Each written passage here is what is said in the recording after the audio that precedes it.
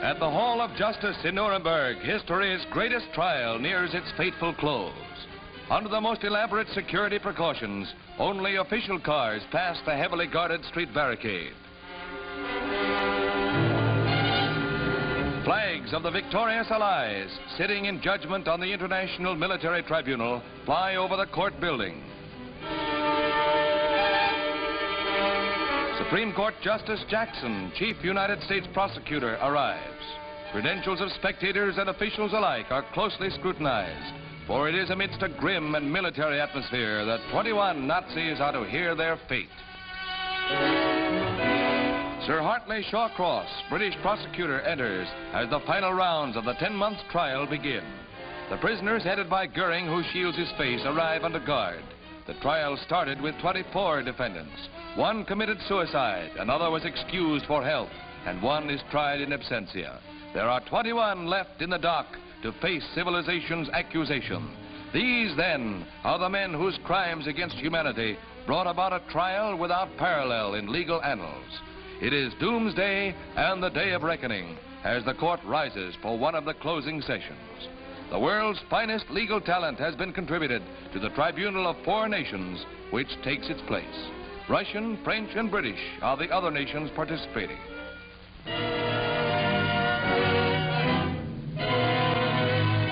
The Nazi hierarchy is there to answer for 10 years of plotting of the Ribbentrop, Keitel, and Kaltenbrunner brand, for the Goering and Hess fanatical cruelties, for the whole program of pillage and murder. Now it is civilization's turn to read their monstrous crimes into the record. Murder or ill treatment of prisoners of war or persons on the seas, killing of hostages, plunder of public or private property, wanton destruction of cities, towns, or villages, or devastation not justified by military necessity. C. Crimes against humanity, namely murder, extermination, enslavement, deportation, and other inhumane acts committed against any civilian population before or during the war. For many weary months, a mountain of incredible proof has piled up against these men. Millions of words of evidence have been heard by the judges.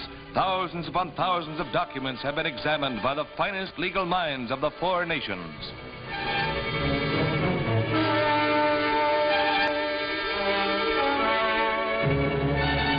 Defense counsel wait with ill-concealed anxiety for the verdict in a trial conducted with scrupulous fairness for the rights of the defendants. Literally tons of paper were removed after each long, drawn-out session of court. For 5 savage and bloody years, humanity has waited for this moment of retribution, when the insane ambitions of men like these would come up against the stone wall of world justice. Stryker, Funk, Schacht, and their colleagues. 11 will hang, 6 will be jailed, 3 are acquitted. Sir Geoffrey Lawrence pronounces sentence. Defendant Hermann Wilhelm Goering,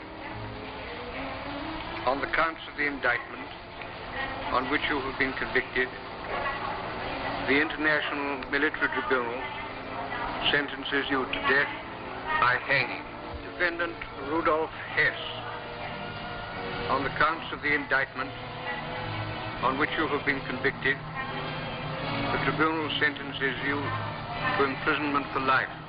Defendant Joachim von Ribbentrop, on the counts of the indictment on which you have been convicted, the tribunal sentences you to death by hanging. Defendant Julius Stryker, on the count of the indictment on which you have been convicted, the tribunal sentences you to death by hanging. This is what awaits Goering, Keitel, Rosenberg, and the other apostles of death and hate. The only conceivable end for these merchants of aggression. And as they plunge the world into a bloodbath, it is fitting that they take their final plunge in ignominy.